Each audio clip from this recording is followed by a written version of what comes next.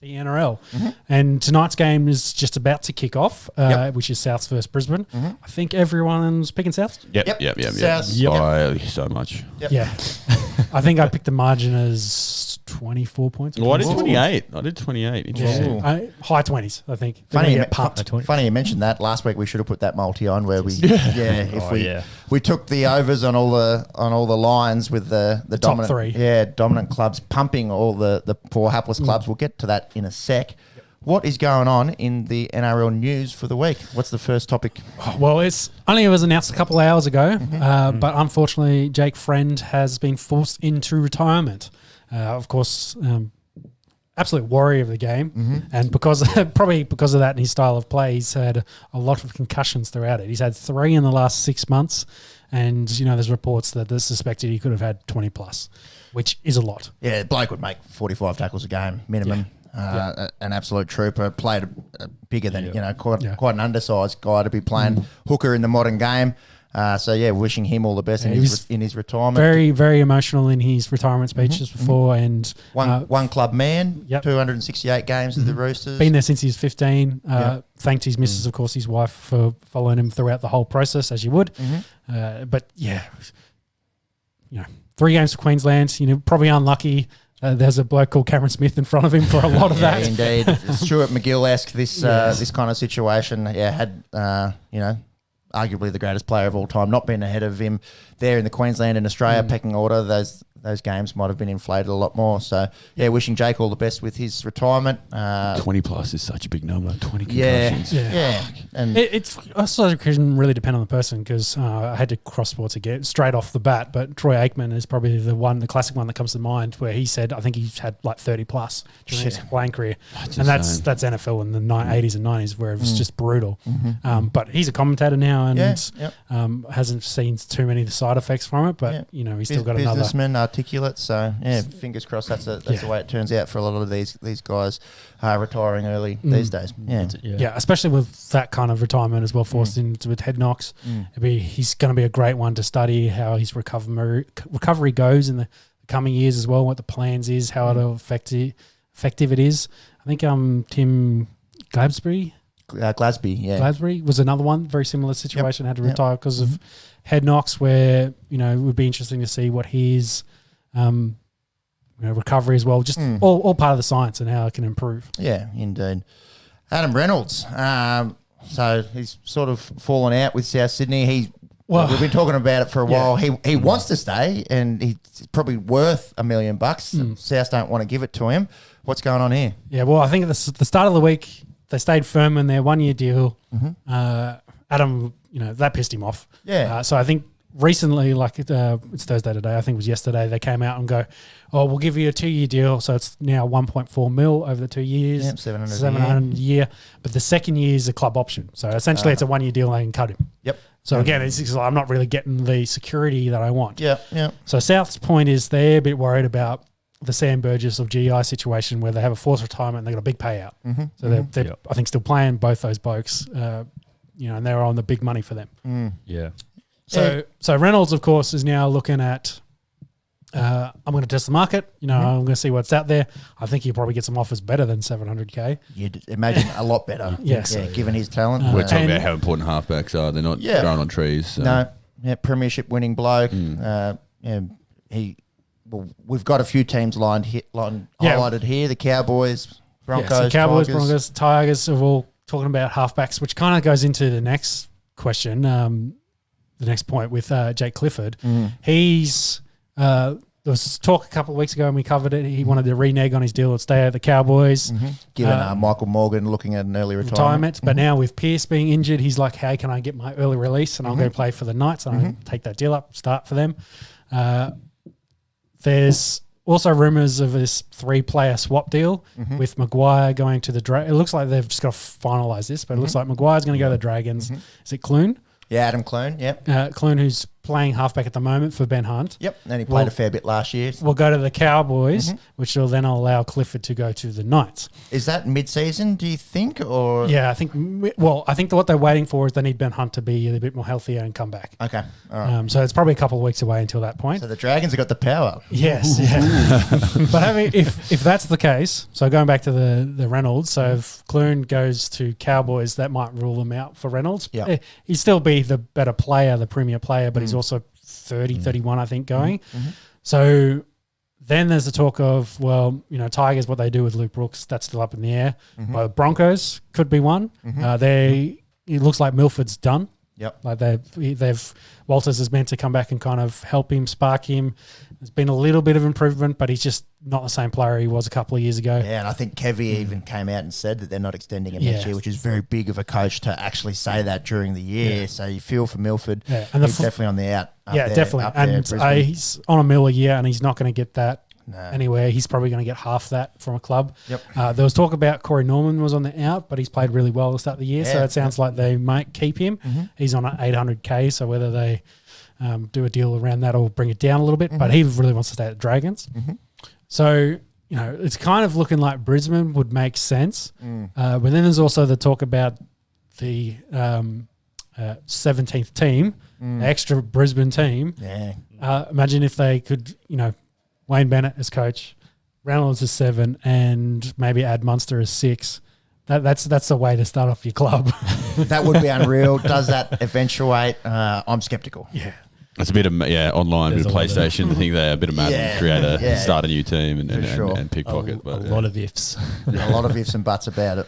So I don't know whether – so finish up on Reynolds, whether he'll go somewhere. It'll probably – unfortunately, be to one of the lower clubs, you'd think. Yep. So and they probably play overs for him, I imagine, because they're pretty desperate. We'll talk about the difference between the top and the bottom here. To get a good playmaker in your team, you're probably going to earn a lot more money on the market if you Adam Reynolds. So the Bulldogs, of course, ruled out with Burton going there, I think. Matt Burton. From Penrith. Yep. So, I don't think that's pitcher. Manly's got DCE, so Brisbane probably makes the most sense. Or if he wants to go to Queensland, he's also, if there's that expansion team there. Cowboys are heavy favourites, but depending how Glenn goes, maybe they pull out. Yeah, we'll see how it plays out. All the rest, not the Roosters. All Souths will, get wise and be like, hey, he's a favourite son. They absolutely love him down there at Redfern. They'll turn around and offer him the 3 years he wants, so he can finish up his career with that club. It's looking less and less likely. Yeah, well, to this point, I think it's in his ballpark and he's just in his hands. And he's just like, I'm done. The 18th rule, we were talking about it last week. The initial thinking was it could be applied for 3 failed HIAs. We were thinking, that's a bit nuts. We've got here that that's only occurred twice in the last 1,500 games. So why bring in a rule if it's going to be applied, once every 5 years or however that works out? So the NRL's come back and they've said on top of the 3 failed HIAs, you'll be allowed to replace a victim of foul play. Where the offending player gets binned or sent off and your guy's out for the game. So essentially someone comes in, takes his head off with a high tackle, spear tackle, swinging arm, punch and something like that, you can replace that guy straight away. Yes. Yep. The only caveat of that was binned or sent off. So, Hardgraves, swinging arm Hardgraves, the other week where he knocked a few blokes' heads off, didn't get either of those things. So, and I think a few of those guys got HI'd and didn't play. Other one, the Knights on the weekend, had all those injuries. Had Kurt Mann get knocked out. And that was friendly fire, essentially. He got caught in a Safidi sandwich. Yeah. So, and then it doesn't protect those Mitchell guys. Pearce doing Peck, and I think they had someone else get hurt as well. Yeah. Like, again, for them, this rule doesn't come into play at all. No, but I'm glad that they have written that into the rule. I do like this one. Like, if... it kind of rules out, that in that grand final match, Hardgraves comes out and takes off Nathan Cleary's head, play one. Cleary's done for the game when they go, well, they've got to beat him, essentially. They've got to also put him in the bin or send him off at that point. And then you go, okay, cool, I can then sub in a replacement for Nathan Cleary. So you can't replace the Nathan Cleary. It's at least you can have an extra guy come onto the bench and you've got full squad. Not a man down. Yeah. Which is also interesting. The final point with that was they got rid of the whole emerging player thing, and it's the 18th man can be anyone in the 21. Right. Okay. Don't mind that. Yeah, that makes sense. Ben Hunt came out this week. I think he spoke with the Current Affair. Yeah. Saying, Danny, I think. Yeah, Danny Ward. Was it I think it was Danny Wadler. Saying that the game now is actually gone too quick and it's becoming unsafe. We have been speaking about it the last few weeks. Says others feel the same, and hard to disagree with him considering all the injuries that we've talked about over the last few weeks, and we'll get into for this round as well. It just seems every team now is just crossing blokes off every week. What do you blokes think? What are you taking out of this? Is it more of it could be an adjustment thing. Like, we're pretty new into this thing. We talk about being so reactionary. Like, this is round 4 in the league. Correct me if I'm wrong. So we're a month into a new. Everyone's going to have to adapt their style of play, and we've talked about the different bodies and the different way to play. Yeah, it probably is a shock right now. Right now, it is a shock, but give it. You can't change after a month of footy. You've got to give it a bit more time, and you hate putting people's bodies on the line, which seems to be happening. You can't just pull the brakes back now. You've got to give it some time. If in 3 months' time we look back and say it's still happening, we're putting 14 blokes out there, then obviously you need to look at it. But too small a sample size for mine. Yep. Yeah. So Adam O'Brien, the Knights coach, of course, came out during the week as well, saying he's struggling to name 22 players due to injury, and of course having 21, having 3 uncapped blokes in the 21 too for this week. But I just probably second Macca's thoughts as well, because I think we had a look. Some statistics came out during the week. On average, the weights of players is down about a kilo and a half this year. But I think it wouldn't surprise me if we're still in that transition phase. Maybe it's another year, maybe 2 years, where guys kind of have to rebuild their bodies into that size of what they need to be, and maybe.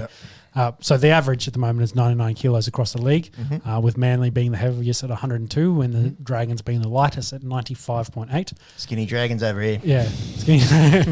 And, I'm overs, actually. Second row, Pep, sorry, put your hand up. There's also been the talk about the Dragons pack struggling a little bit to start the year too. Manly, of course, being the biggest squad overall as well as height, doesn't mean that they're shit. So it hasn't helped them anyway.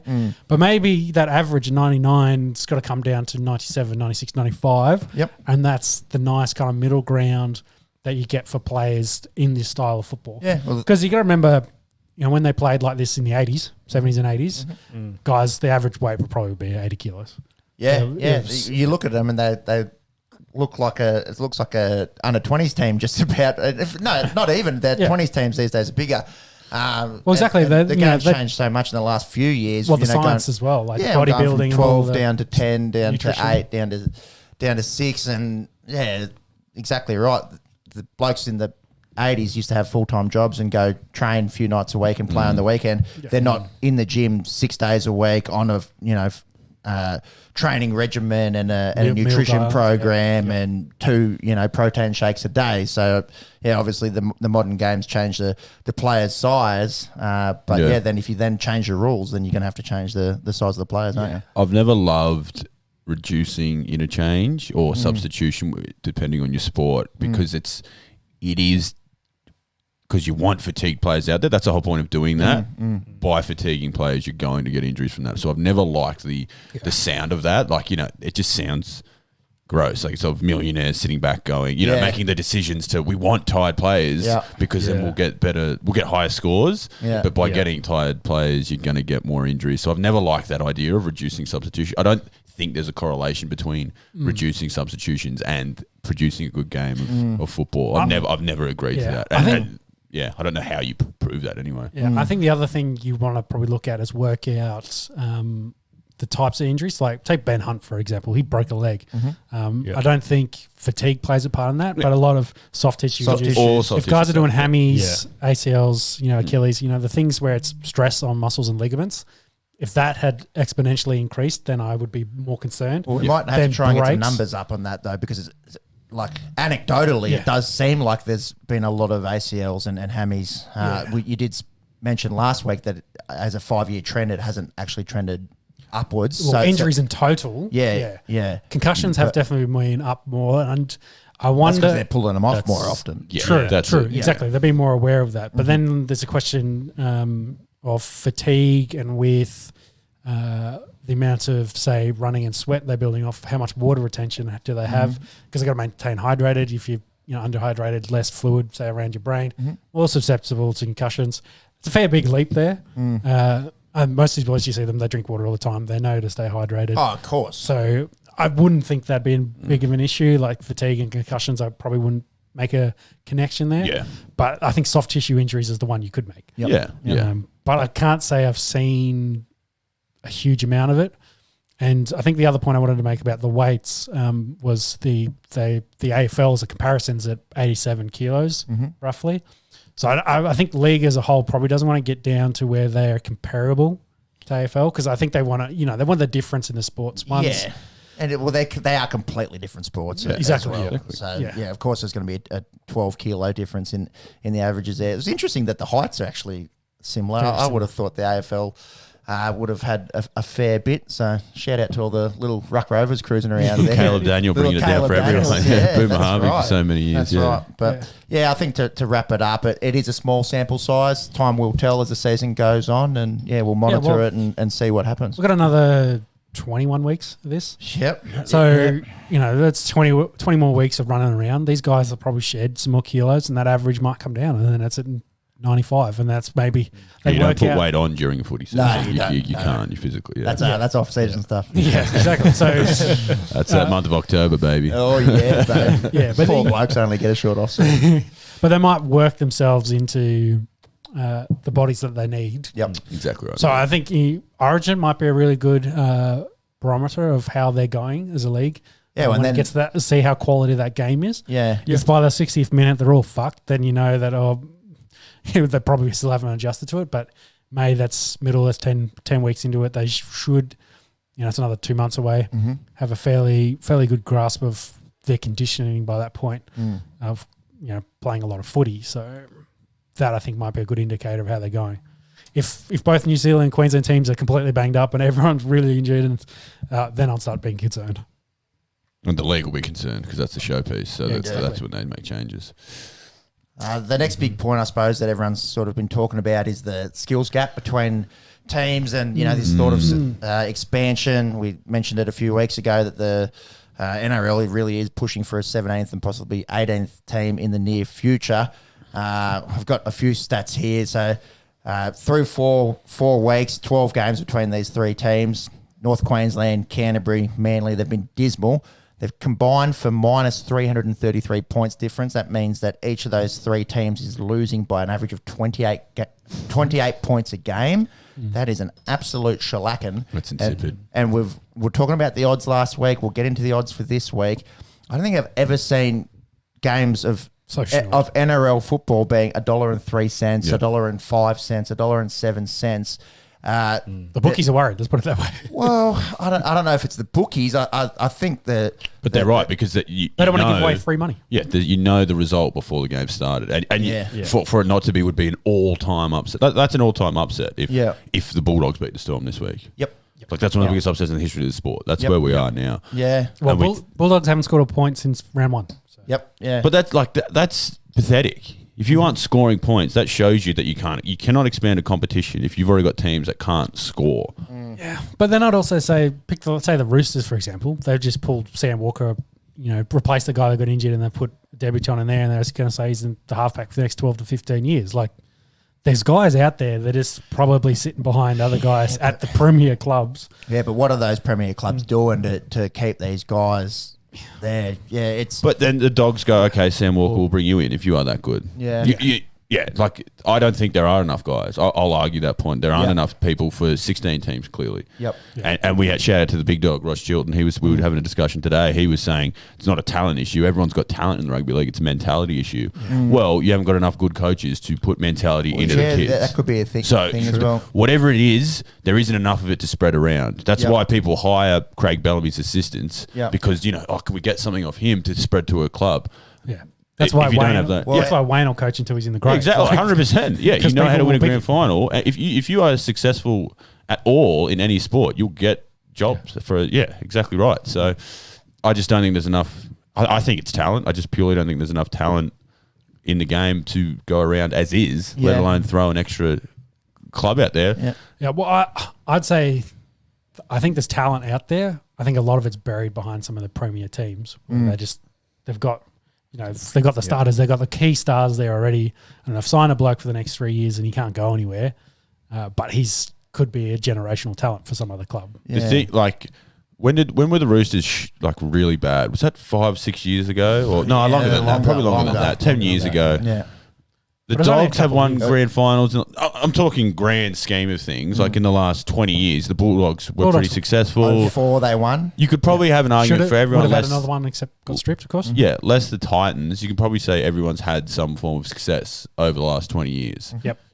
One team wins every year. And obviously we've talked about how it's been Melbourne Roosters for the last few years. You're not... I just don't. I think you just need to go through the tough times when you like the Bulldogs fans right now must hate watching the footy because they just not scoring a point for 3 weeks. Yeah, like what do they have to cheer about? That's but as a result of that, when they are good, whenever it is, that makes that victory so much sweeter. That's why why you love sport. That's why we're Nuffy's here talking about it. I think they've got it here. Expansion. This is proof that you just don't touch it. Don't worry about it. Grow the game as is. Grow it from in here. Try and get people into the Gold Coast. Try and get, Melbourne bigger than it is. That's Question for you. I don't want quick answers. I don't want to go into this too deep. Do you think NRL needs, say, a draft where they can get those young guys out behind those clubs? If they, where they're buried, say like Harry Grant and the Cheese being buried behind Cameron Smith for a couple of years. Do you do a draft system? Do you do the under 17s, under 19s, and then after that season, that's where you come in and you play? You go through the draft and you get picked up by a pro club. Yep. Short answer for me, no. You look at the draft in the AFL and the NFL. It does make a difference, but Gold Coast are shit in the AFL. They're building rah. Jacksonville's always shit in the the Jets are always shit. Like at the end of the day, good clubs and good culture. Management breeds winning. It probably helps a little bit. Spreads the talent maybe. Spreads the talent a little bit, but I don't think it's even been talked about, at Rugby League HQ, and B, I don't know if it helps that much. The league sort of had the answer with the good 20s competition and having that up there. If you have a healthy under 20s comp, that's your talent pool. So you can say that, Sam Walker's not getting a game and you're in North Queensland, you go, all right, shit, we'll give you the 4 years. Because what are they going to do for the next 4 years? Do nothing. So we'll actually overpay for these people. We're talking about Adam Reynolds now. You don't want to pay him? Okay, I've got a halfback spot and we've got money to spend. That's where you do it. So by building that healthy young comp and having it in the public eye, that's you have a talent pool there that you can pick from. And it's a great point because 20s builds culture and builds camaraderie between those boys. They all come through. Look at Penrith at the moment. Cleary, Kickout, To'o, Crichton. They all come through that 20s system together. And then you're playing with your best mate every weekend and you're like, fuck going anywhere else. I want to play with these boys. I've been playing with them since I was 17. And it builds that good culture. And it's a good point. Maybe they need to bring back and put emphasis and some funding into the 20s comp. And obviously COVID fucks everything like we do. But I reckon that's your answer for parity in the competition is build up that youth competition. Not youth, but you know what I mean. Good point to leave that on, I reckon. Thanks. Before we go to the next one, I just wanted to mention that with the whole Adam Reynolds chats, Kintoni Staggs looks like he's probably going to stay with Brisbane, and they're looking at him at 6. So that's why also Milford getting moved on. So you could potentially, if Reynolds signs with Brisbane, have him at 7 and Kintoni Staggs at 6, and that's not a bad way to rebuild Brisbane either. Yeah, it's good. It's like the halfback carousel. We talk about the quarterback carousel. If one moves, that's a gap that needs to be filled. And like quarterbacks, there aren't enough good halfbacks. There aren't 16 quality halfbacks. So if there's a gap that opens, you can start seeing people move around. So there's going to be some movement, I think.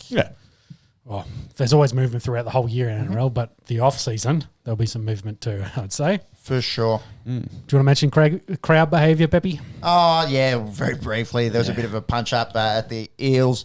Tigers game on Easter Monday. It was two Eels fans punched. You're joking, was it?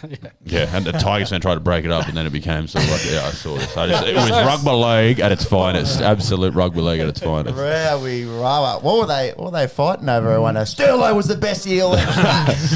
Luke Burt was the best. I'd fight over that. Luke Burt over Sterlo. But the bloke, two dickheads got in a fight. Like, who cares? Yeah, the Probably happens every week, but this one got caught on camera. Yep. So, the bloke that threw punches got 2-year ban as well. But the other interesting one was Reggie the Rabbit. So the mascot for the Rabbits was getting abused by fans, and they're roughhousing him a little bit and giving the finger, all caught on camera as well. So league not happy about that, fans getting stuck into Reggie, who's just there to make it fun for the kids. Like, yeah, that's right. Yeah.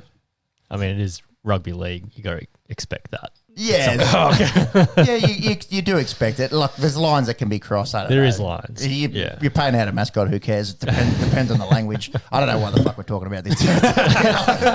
Another thing I don't really know why the fuck we want to talk about is, more people lobbying for Israel Folau to come back. Well, we've been talking about Folau and the whole story, and it's supposedly the lobbyists, the Christian lobbyists, took out a full page ad in the paper to say the hashtag let him play. Trying to get the NRL to do anything, but I don't think the NRL can do anything until a team wants to put forward an application. And no one wants, him. like, you saw how quickly the Dragons got shut down this year trying to go after him. Like, it was a thing for a day, and then they were like, Ixnay on the allow fee, let's get rid of that.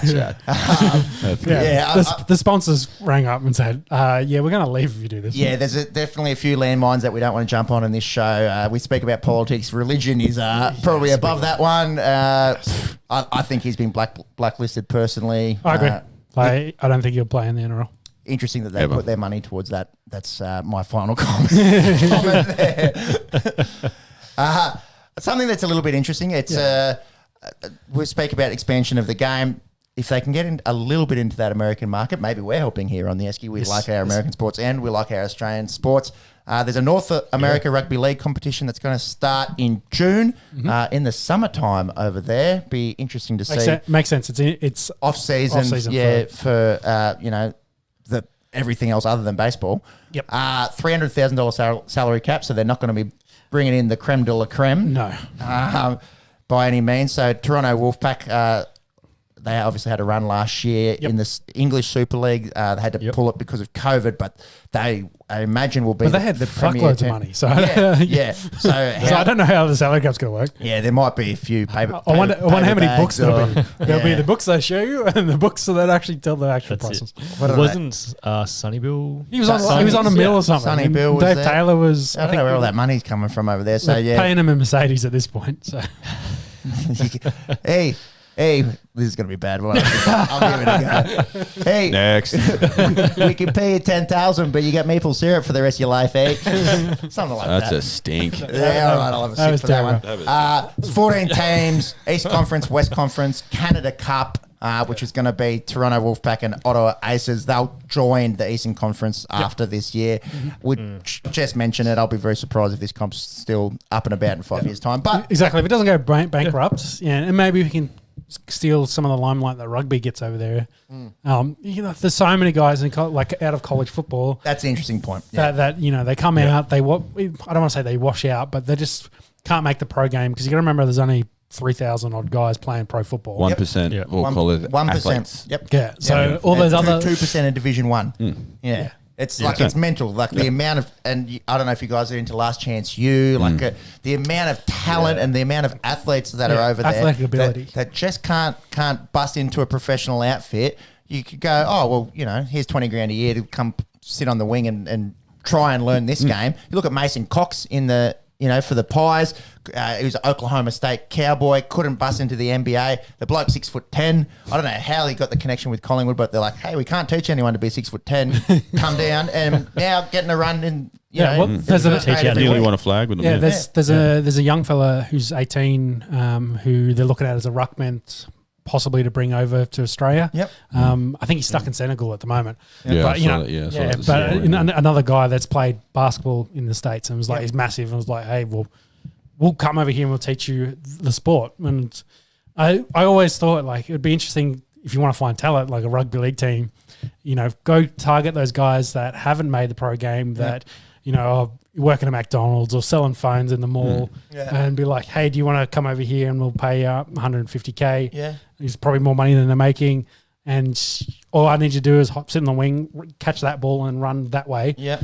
And that's all you need to do. So can't teach athleticism. Yeah. So, guys that run, 10-second hundreds, quick 40s, you'd be like, yeah, exactly. That's all I need. And they're down at Danny's Flippin' Burger. And it's like that in the States, because their college programs are so elite and the training is so thorough compared to what we have here. You do have this plethora of guys that just don't make it that, could possibly, you could chuck them out of the wing. I think it'd be you're not going to teach a guy to be a halfback, because the other thing I find really interesting, sorry to cut you off, I'm talking about American sports, but after college, there's nothing. So these blokes, essentially, there's no, there is some Sunday leagues and something like that, but like professional football, like just a, kick around and play, like muck around in your 30s, just doesn't exist. Yep. So you finish up at college playing football and it's like, that's it, you're done. You played with your boys for the last 3 years and it's like, see ya, I'm now going to have to be an accountant. Yep. So what's wrong with being an accountant? Or being an IT guy or a teacher or, whatever. So, we'll keep an eye on the development of this league. I won't. I'm interested. I'm interested in the expansion idea and the maybe picking up a few. True. You're right. Come back to it in 3 years. But no, we shan't be talking about the weekly NRL games each week. We'll wait for some superstar to come out of it and then come to Australia. Kind of like England in the Super League, built up, and they've got good talent coming across here. Yeah, same thing. We want to see them get to that point in the next decade, and hopefully they can. Play in the National Rugby League. The final thing, a bit of a sad note from the week in league. Tommy Raudonikis has passed away at the age of 70. He's been battling cancer for Yonks, Western Suburbs Magpies and New South Wales Blues legend. The bloke was 170 centimetres, like 72 kgs. For Newcastle as well, didn't he? Nah, Newtown. Newtown. Jets. Yep, so 239 first grade games, 24 games for the Blues, including being the inaugural captain back in 1980 State of Origin, 29 games for Australia. And he was one of those last old school, biffo, rough as guts, rugby league players, and he'll be sorely missed. I think the most infamous or famous part of Tommy's career was probably that 98 State of Origin with the cattle dog in a team where he had, Joey Johns and Freddie Fittler and just an unreal New South Wales team. And he told him about the cattle dog call just means you just go out and fight. Yeah. Essentially. And when I call it out, no matter what you're doing, you start punching. So he told him. Joey is the classic one, just cop one straight away. He was playing 9, so he's in the scrum with all the big boppers. And well, the opposition hooker just laid one straight on him. Yeah, Johnny got stitches. Joey, got absolutely laid out in that fight. Big Spud Carroll and Craig Smith. It's one of the all-timers. And I remember my old man and my uncles telling me about Tommy Raudonikis when I was a young fella. I couldn't say his name. I used to say Tommy Rockadonis. Would have been done well on the Esky. We could barely talk these days. Yes. But just in awe of the bloke about how tough he was. And there's the footage, of the Western Suburbs Magpies all slapping the fuck out of each other before a game back in the 60s and 70s. And they were just a different breed of human back in those days. And they worked, 5 days a week and trained in the afternoons and played for fuck all money and drank piss and smoked darts. They were some of the stories that have come out during the week after Tommy's passing has just been so funny. Yeah, it's like his history and what he did throughout his career and as a character, it was just hilarious. And the mentality, we've spoken about it with fighters, and he come out and he said, I think to Von Sampson on Fox League, she was asking, how did you approach a game each time you run out there? And he'd said, I used to look at the opposition like they'd hurt my family. like blokes these days, like blokes these days, they make a tackle, they pat each other on the back, they go and swap jerseys at the end of the game for the most part. And he'd go out there and say, I fucking hate every single one of those people for no other reason other than They were they're on the different shirt that he was. Yeah. And that mentality's definitely changed. And he'll be sorely missed. He's go down as one of the toughest blokes that's ever played rugby league. And pound for pound, you know, when you're that size, possibly the toughest bloke ever to play the toughest game. Yep, definitely sorely missed.